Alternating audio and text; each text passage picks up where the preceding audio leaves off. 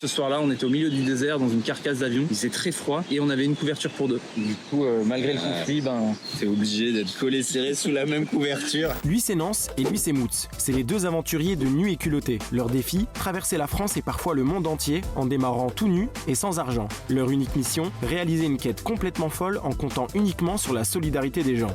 À l'occasion de la sortie du nouvel épisode au Mont-Saint-Michel, disponible sur la plateforme France.tv, Brut est parti à leur rencontre pour revivre avec eux leurs 5 quêtes les plus folles de la série.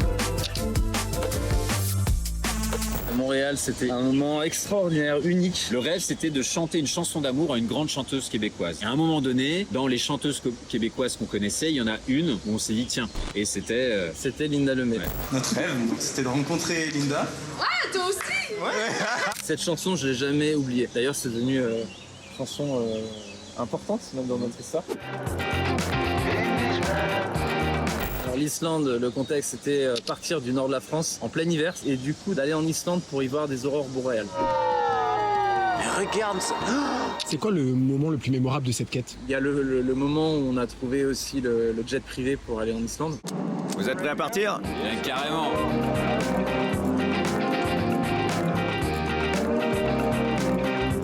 On est en 2017 et on avait le rêve de voyager avec une caravane. Oh, le truc marrant, c'est tiens, on ramène la caravane en caravane stop jusqu'à Amsterdam et vivre un moment là-bas. C'est quoi le meilleur souvenir que vous avez gardé du coup de ce voyage à Amsterdam? Quand on arrive à Amsterdam, qu'on rencontre un homme et son fils avec une histoire poignante et avec qui on va vivre une soirée exceptionnelle. Honnêtement, celui-là, c'est un des plus beaux voyages pour moi. Qu'est-ce qu'on ressent quand on ramène du coup un piano sur un glacier? C'est un truc de ouf. Enfin, je sais pas, tu sais, il y a des choses dans la tête qui paraissent de l'ordre du possible et d'autres qui paraissent de l'ordre de c'est vraiment pas possible.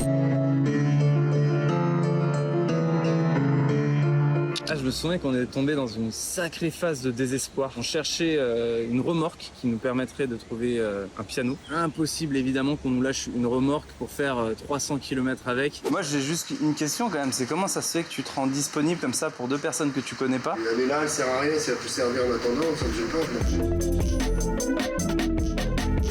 Qu'est-ce qui vous a poussé à organiser un concert volant au-dessus de la baie du Mont-Saint-Michel? Bah, déjà, c'était un voyage qu'on voulait grandiose. Si on fait un concert de musique, on veut pas faire juste un petit concert dans un endroit lambda. On se dit bon, c'est quoi l'endroit le plus improbable pour faire un concert? C'est de le faire dans le ciel, au-dessus du Mont Saint-Michel. Là, on s'est dit là, d'accord. Là, c'est un rêve qui envoie du lourd.